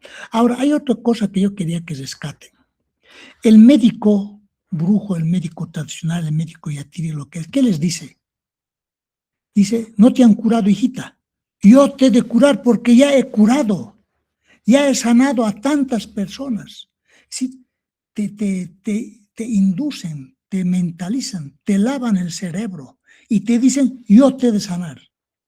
Y entonces ustedes saben, el poder del cerebro humano, el poder de nuestra mente es tan grande que puede sanar nuestro cuerpo. Pues no hay mejor medicina que tu propio cuerpo. Tu cuerpo responde. Está tan milagrosamente realizado nuestro organismo que ante cualquier agresión nuestro cuerpo responde. Ustedes han llevado fisiología, ustedes han llevado fisiopatología. Ante cualquier agresión que no sea normal en nuestro organismo, nuestro cuerpo responde. Y si nosotros damos una mala medicación, estamos anulando esa defensa inmunológica propia que tenemos. Pero al decir sugestivamente y le sugestionamos o le hipnotizamos lo que sea al paciente, tú te has de sanar, estamos aumentando ese su poder inmunológico del paciente. Eso tenemos que rescatar. Por eso ustedes cuando tengan un paciente tienen que demostrar profesionalismo, firmeza, criterio profesional firme, no dudar, no hacer nada, hacer un buen examen médico, hacer una buena semiología, hacer un buen diagnóstico, decir, señorita, esto le ha de sanar. ¿Se dan cuenta? Rescatemos también eso. Porque yo he visto cosas realmente, ya estoy yo yéndome a otro mundo, pero he visto cosas que realmente me han sorprendido de la medicina tradicional. Realmente me han sorprendido, ¿no? Entonces hay que saber rescatar, jóvenes, no es solamente basarnos en lo que leemos, hay que investigar, eso es muy importante. Sigamos, por favor. Bien, siguiente diapositiva, ya. Bien, ahora vamos a hablar lo que es el proceso de salud y enfermedad. ¿Qué es lo que comprende? Comprende la actitud de las personas hacia una determinada enfermedad. Bien, ahora vamos a pasar también a la historia natural de una enfermedad, que es más que todo la evolución de la enfermedad como tal, sin la intervención del profesional médico. Bien, siguiente diapositiva. A ver, dame un ejemplo de eso, por favor. ¿De cuál, doctor? De lo que acabas de decir. Que el proceso de salud de enfermedad es sin la intervención del médico. Dame un ejemplo de ese proceso de una patología que tú conozcas. A ver, ¿cuál podría este? A ver, avanzaremos primero, después te vas a orientar mejor. Avanza y dinos de qué trata el proceso, cuáles son sus etapas, todo eso, y puedes darnos un ejemplo. Ya. Sí, porque ahora ya voy a las etapas como tal. El siguiente diapositivo, por favor. Bien, en esta tenemos tres etapas, tenemos tres fases, que son la prepatogénica, patogénica y la de resolución. En la fase prepatogénica vemos lo que es la interacción del factor de riesgo hasta la aparición de la enfermedad, los cambios patológicos. La fase patogénica eh, es más que todo el transcurso de la enfermedad. Este se subdivide en dos fases, digo, en dos periodos, en periodo subclínico y en un periodo clínico. En un periodo subclínico, más que todo, vemos que la enfermedad ya está instalada, pero no hay manifestación. En el periodo clínico, vemos que ya hay manifestaciones clínicas. Y bueno, el periodo de resolución, bueno, la fase de resolución, donde vemos más que todo la presencia de complicaciones, ¿no? Hasta la recuperación total o la cronificación o también la muerte. En esta última fase puede quedar discapacidad, disfunción o también deficiencia. Y a ver, la siguiente diapositiva, por favor. Bien. Tenemos periodos en la etapa patogénica, que son la de incubación, inducción, latencia, ventaja y el periodo crítico. Bien, el periodo de incubación comprende más que todo desde el ingreso del agente etiológico hasta la aparición de los signos y síntomas. Después ahí pasamos al periodo de inducción, que es desde la exposición al factor de riesgo hacia el desarrollo de la enfermedad como tal. Esto ya puede ser variable según el factor de riesgo y a veces también puede ser multifactorial. Después pasamos al periodo de latencia, donde es el tiempo transcurrido desde el inicio de la enfermedad hasta que presenta las manifestaciones clínicas, hasta la detección de los signos y síntomas. Después vemos el periodo de ventaja, que es desde un diagnóstico precoz hasta un diagnóstico final. Y finalmente el periodo crítico, que es más que todo el punto de la enfermedad donde se puede aplicar un tratamiento antes de que sea tarde. Eso, ahora sí. Ahí te decía, ahora damos un ejemplo. Ya. Damos un ejemplo de una enfermedad sencilla, lo que tú quieras, que más o menos nos identifique de qué se trata la historia natural de la enfermedad y si tiene alguna diferencia con el proceso de salud de enfermedad. Ya. Bueno, como dije, en el periodo prepatogénico podría ser, es la interacción del... No, perdón. Dame un ejemplo. Dime, esta enfermedad en el proceso de salud de enfermedad se comporta así. Esta misma enfermedad en la historia natural de la enfermedad se comporta así. Ah, ya. Bueno, un ejemplo tal vez podría ser la celulitis, doctor. ¿Ya? Bien. La celulitis, bueno, más que todo se da en pacientes que son de la mediana edad. Un factor predisponente también puede ser la diabetes. ¿Y cómo puede comportarse? Que esto va a abordar hacia bueno, eh, se va a manifestar como si fuese un eritema, como si fuese un hinchazón. donde también va a afectar lo que es a la epidermis, a la dermis y al tejido celular subcutáneo. Ahora, ¿cómo puede evolucionar?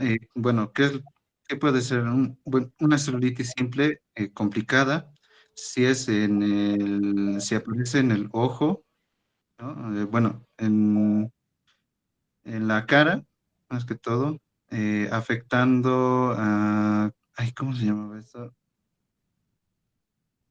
Al seno cavernoso, ahí complicándose. Bueno, eso es más que todo lo que tenía entendido, doctor. No, pero ¿a qué se refiere eso, pues? ¿A qué se Eh, refiere historia natural de la enfermedad y cuál la diferencia con el proceso de salud de enfermedad?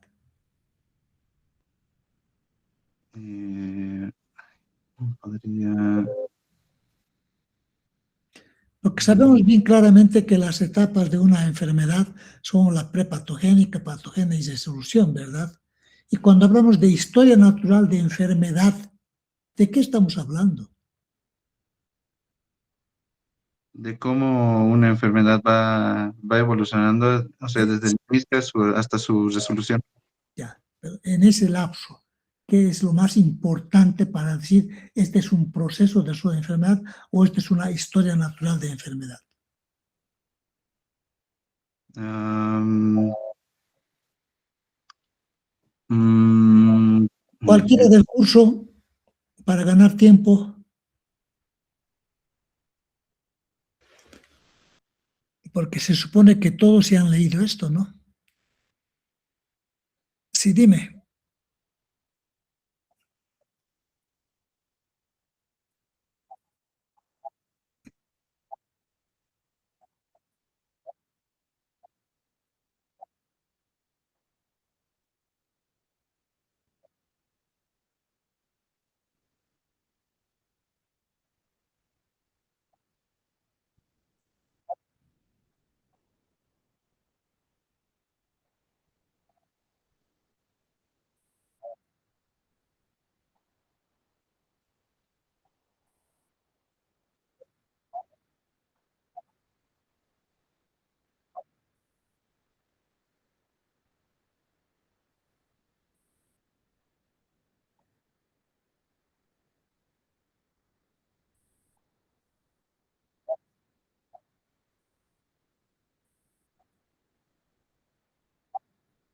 Sergio, a ver qué opinas, Sergio Guillermo.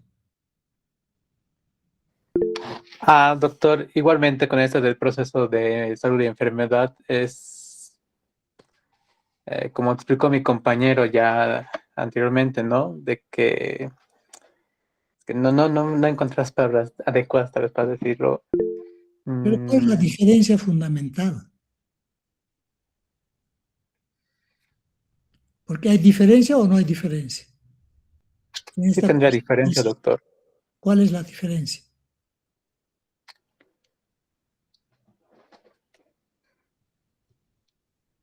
Pues la salud, enfermedad involucra al huésped, a la gente y el medio ambiente, y la enfermedad sería la evolución de la evolución de todo este proceso que tendría, ¿no?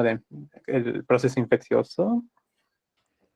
A ver, alguien del curso, alguien del grupo. Doctor. Sí, adelante, por favor. Bueno, en esto de la historia de la enfermedad actual y el proceso de salud y enfermedad, en el caso de la historia de la enfermedad, historia natural de la enfermedad, esta nos va a describir el curso biológico de la enfermedad, por eso se divide en prepatogénico, patogénico y resolución. Ahora, en el proceso de salud de enfermedad va a estudiar cómo los factores, ya sean sociales, culturales, económicos y ambientales, van a influir en la aparición y la evolución de la enfermedad en la población o en una persona. Pero ¿cuál es la diferencia fundamental? Ahí está, ganaremos tiempo. Cuando hablamos de historia natural de enfermedad, por decirte un estado gripal, Luz Micaela. Luz Micaela. Sí, doctor. ¿De qué estamos hablando? Ya de las diferencias sobre la etapa de salud de enfermedad, doctor. Perfecto. Supongamos que yo tengo un estado gripal, una gripe. ¿Cómo evoluciona la gripe desde que tú te enfermas con un estado gripal? Ya. Primero, en sí no hay síntomas establecidos, pero mientras no tratamos de esta enfermedad, va evolucionando. Primero nos va dando debilidad, dolor en la cabeza, fiebre, ya malestar en general, tos, resfrío, hasta que haya ya una complicación más desfavorable para el paciente, y sin ese tratamiento podría empeorar más aún, ya llegando a una situación crónica. Entonces, ¿todo resfriado podría complicarse? En caso de que no se tratara, doctor. Imagínate entonces lo que pasaría, todos los que nos enfermamos de gripe, si no nos tratamos, podemos complicarnos.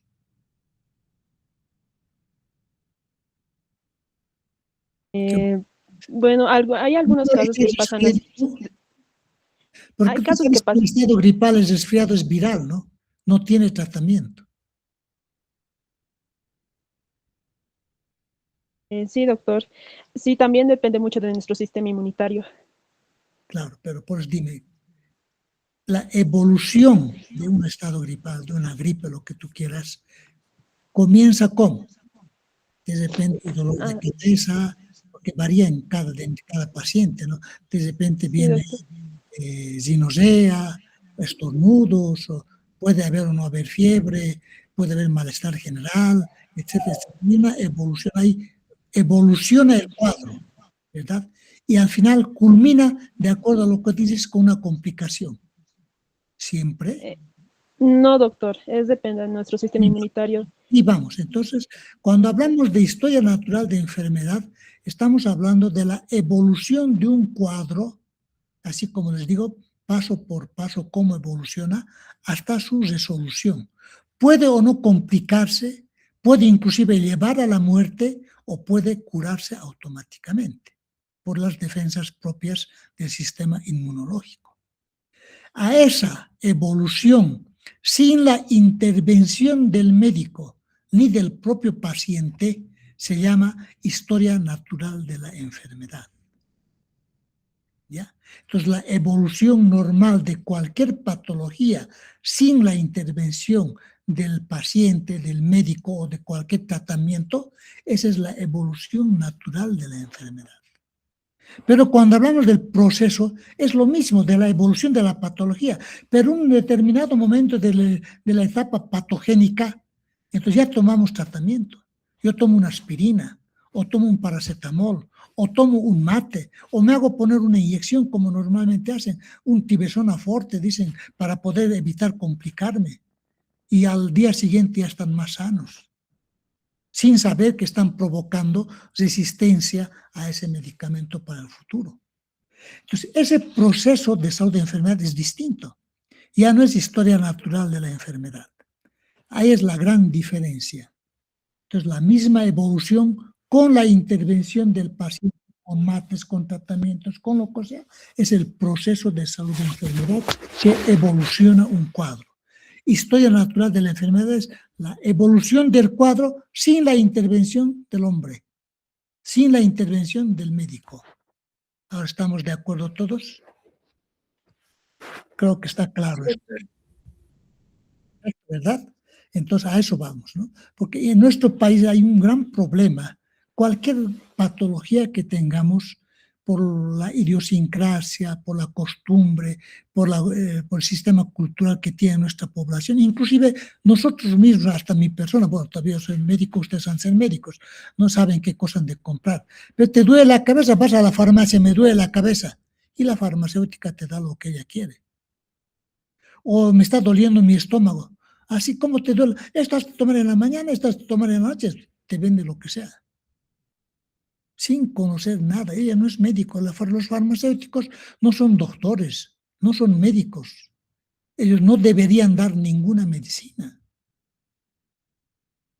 ¿Se dan cuenta? Entonces ahí estamos hablando en un proceso alterado ya de la evolución de la enfermedad. En cambio, la historia natural de la enfermedad es la evolución sin la intervención de nadie. Ahí vemos cómo evoluciona realmente. Esa es la clave que quería decirles. Ya, avancemos, por favor. Ya se nos va la hora. Bien. Siguiente diapositiva. Ya. Bien, aquí tenemos la tríada ecológica. Este trata de explicar más que todo el proceso de salud de enfermedad.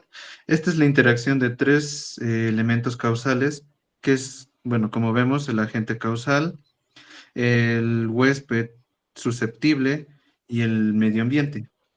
Siguiente diapositiva, por favor. Bien. El agente- Antes de eso, ¿qué quiere decir esta tríada?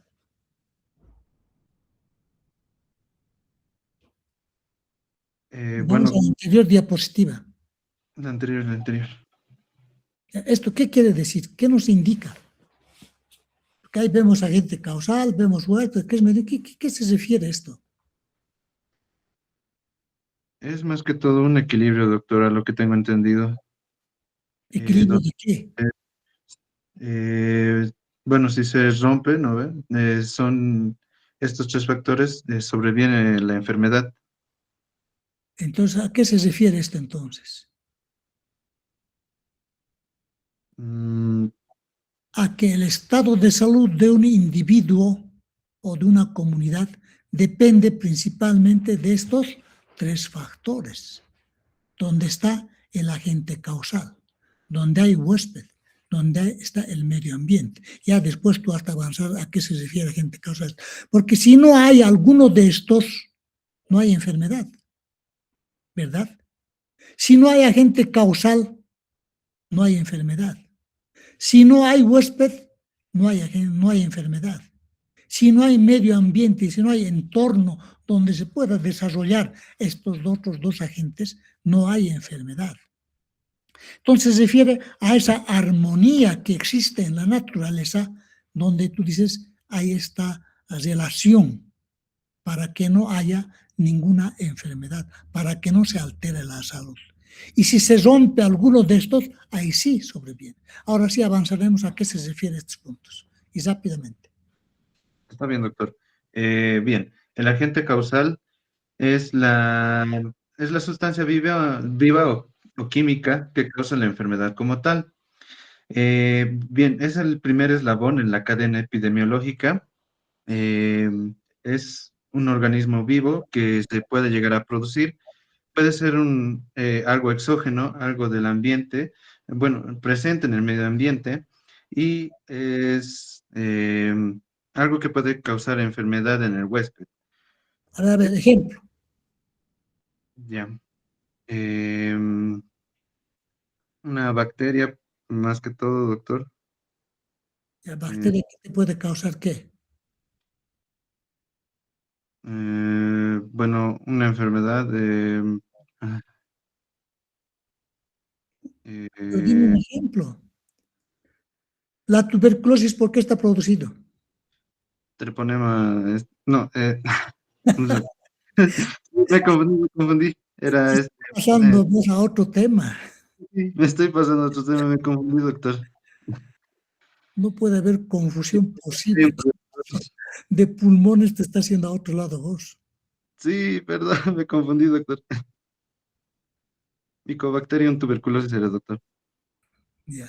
¿Eso te provoca? Tuberculosis. Ya, entonces, a eso vamos, es un agente biológico. Y no biológico, un ejemplo. Bien, no biológico puede ser algo físico. Pero dime, pues, el ejemplo. Bueno, una cortadura con cuchillo, alguien que lo has tratado. ¿Una cortadora con cuchillo te causa una enfermedad o te causa una lesión? Una lesión. Entonces, estamos hablando de enfermedades. Algo físico. A ver, Wilber, ayúdale. Wilber Poma. ¿No estás? Presente, doctor. Ya, ayúdale. una enfermedad física. No estoy hablando de físicos, ¿no? Por si acaso.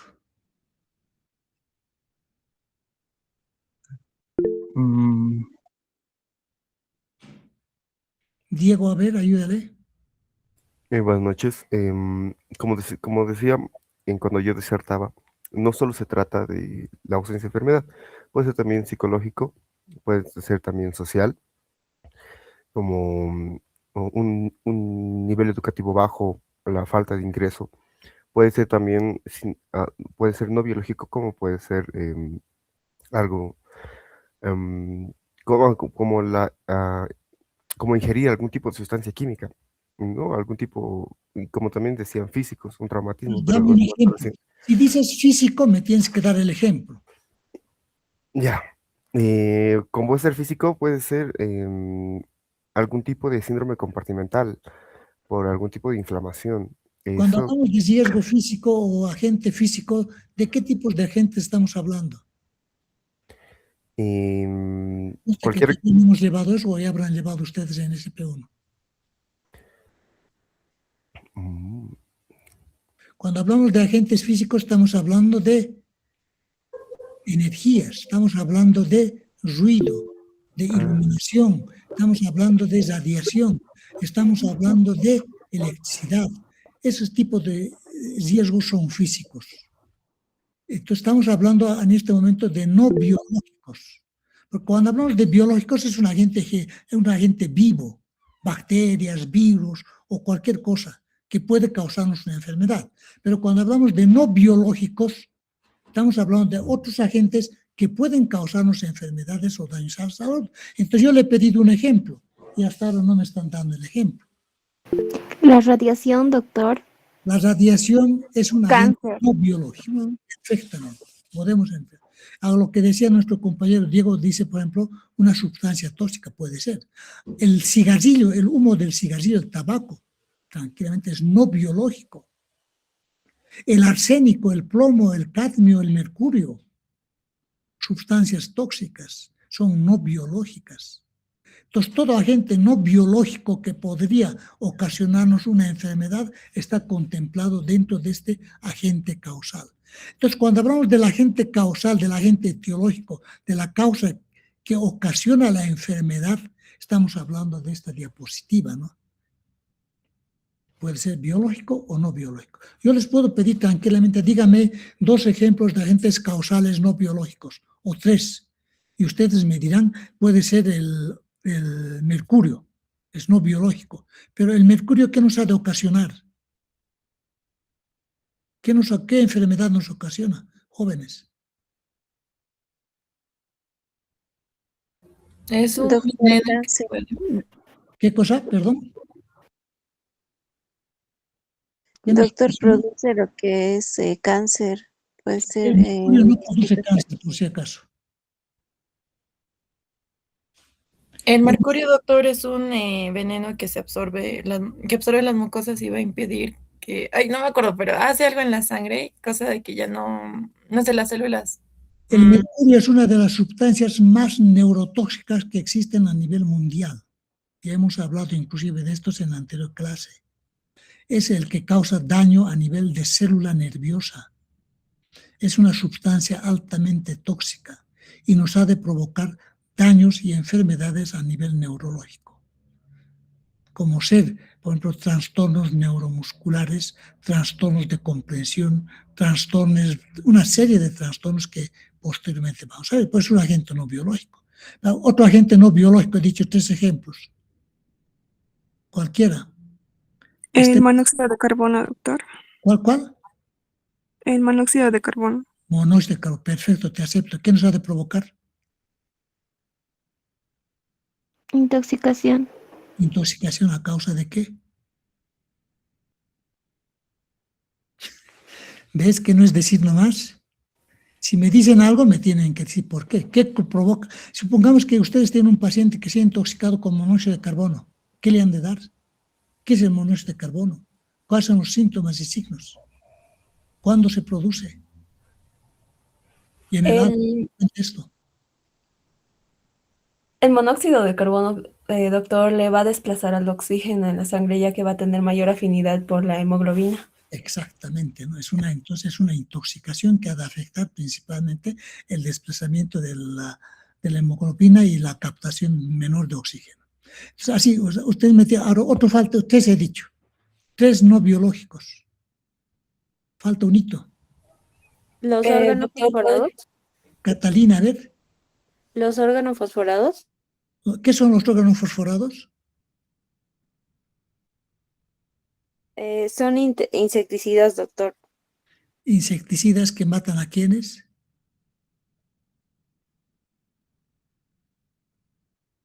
¿Cuál es su acción?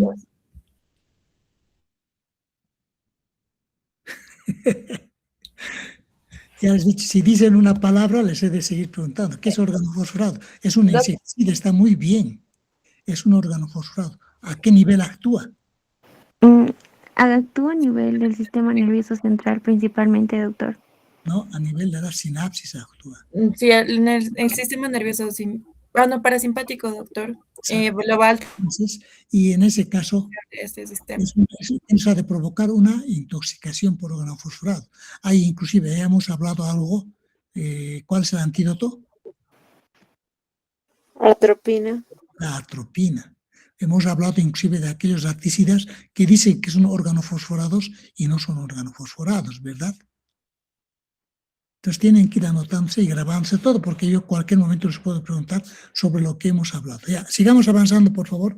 Creo que ya estamos avanzando 5 minutos más. ¿Lo dejamos o seguimos? Porque nos falta, ¿cuántas diapositivas? Unas 10, ¿no? Entonces, ¿a ti cuánto te falta? Doctor, de mi exposición solo me falta ya 2 diapositivas. Rápidamente, ¿qué es huésped hospedero? Ya. El huésped hospedero es el organismo que alberga a otro. Es cualquier ser vivo que puede permitir el alojamiento, subsistencia y el desarrollo del agente causal. Bueno, Un ejemplo. El vector, doctor. Ejemplo. ¿Cómo se llamaba este? Conste que en el examen ahí me gusta pedir ejemplos. La definición es fácil, hospedero, es sencillo, pero ejemplo. Hablamos de Chagas. ¿Cuál es el agente etiológico? Sí, de ese me quería acordar. Cualquiera del curso. Trypanosoma cruzi. ¿Dónde se hospeda? En las vinchucas y también en el... Ahí estamos hablando. Entonces yo quiero ejemplos, que comprendamos la diapositiva. Eso es importante. Sigamos avanzando. Ya. Bueno, por último, el medio ambiente es el entorno adecuado que necesita el agente etiológico para poder desarrollar, bueno, que necesita el agente para poder desarrollar la enfermedad en el huésped. Esto se puede dividir en 3 factores, que son los factores físicos, biológicos, socioeconómicos. Los físicos podría ser el clima, el lugar donde se encuentra, o sea, No. Ya te he dicho bien claro, ¿cuáles son los agentes factores físicos? Hemos dicho ruido, electricidad, presiones, radiación. ¿Qué más hemos dicho? Los riesgos ergonómicos, no los he dicho, pero esos son riesgos físicos. Entonces tú puedes, cuando me hables de factores físicos, me tienes que hablar de eso. Por ejemplo, mucha calor o mucho frío, presiones anormales. Podemos hablar de ruido excesivo, más de 85 decibeles o menos. Podemos hablar de radiaciones ionizantes, no bionizantes. Esos son factores físicos que están en el entorno. Tú estás expuesto, ustedes están expuestos, yo estoy expuesto. Estamos expuestos en algunas zonas de la ciudad a ruido. En algunas zonas estamos estresados. ¿A causa de qué? A causa del ruido. Podemos hablar de muchos otros factores de nuestro entorno si es que encontramos. Dicen, no hay que exponerse de 11 a 2 de la tarde por la radiación ultravioleta. Es un factor físico, ambiental, ¿verdad? Entonces ya, factores biológicos. Bien, los factores biológicos serían virus, bacterias, parásitos Ejemplo del medio ambiente. del medio ambiente. Claro, ejemplo de un factor biológico que está en el medio ambiente. Ah, mm, mm,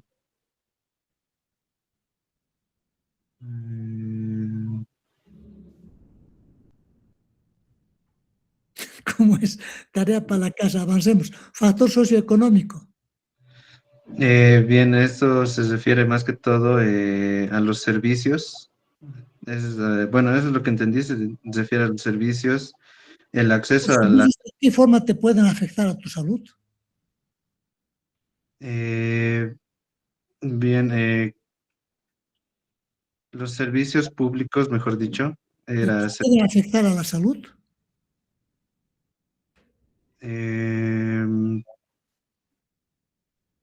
Analiza, piensa. Cualquiera del grupo del curso, ¿a qué se refiere el factor socioeconómico? Si es que puede ser posible que pueda seguir un tratamiento, por ejemplo, farmacológico o un tratamiento de radioterapia. Tal vez su economía no lo permita. Puede ser entonces el aspecto económico de la familia o de la comunidad. Estamos hablando de eso, ¿no? Y cuando hablamos del aspecto social, estamos hablando de la discriminación, estamos hablando de la empatía y una serie de otros factores. Esos son los factores que pueden afectar al individuo y aumentar en bien o en mal su estado de salud. No se olviden, ¿no? Por ejemplo, si un paciente viene todo mal oliente, mal vestido, a veces los médicos ni quieren atenderlo. Pero nosotros nos hemos puesto a pensar si ese paciente que está enfermo tendrá en su casa agua, tendrá alcantarillado, tendrá la adecuada alimentación, tendrá el recurso económico para poder vivir bien o tener una salud en base al bienestar de su familia. Entonces, a eso se refiere, ¿no? Factores socioeconómicos que están en el medio ambiente, en tu entorno, y que pueden afectar tu salud. La próxima. La próxima. Sí, doctora, hasta ahí es mi exposición.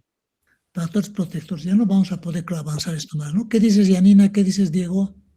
Bueno, doctor, sí, los compañeros igual creo que también tienen sus actividades. No sé si podemos pasar directamente al último compañero y esta parte, les vamos a pasar las diapositivas de igual manera.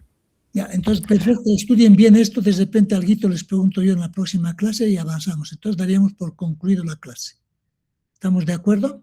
Pero tenemos 3 faltas por si acaso, Alejandra. No Depende de los compañeros también. Aquí dice la mayoría está levantando su dedo hacia arribita porque tienen que ir a la discoteca, dice. No, doctor, tenemos parcial mañana y un eco de traumatología, por favor. Parcial fácil. ¿De qué materia sabes? El examen es de cirugía 2, doctor. Pero eso es sencillo, puedes cortar, abrir y cerrar y punto. Sí, doctor, eso. Pero muchas gracias y vamos a continuar. Nos vemos entonces la próxima clase, jóvenes. Ya les digo, a mí no me gustan mucho estas clases virtuales, pero ni modo. A ver, vamos a tratar de formalizarlo y arreglarlo todo bien, ¿ya? Que descansen, jóvenes, estudien mucho. Listo, doctora, hasta luego, gracias. Doctor, buenas noches.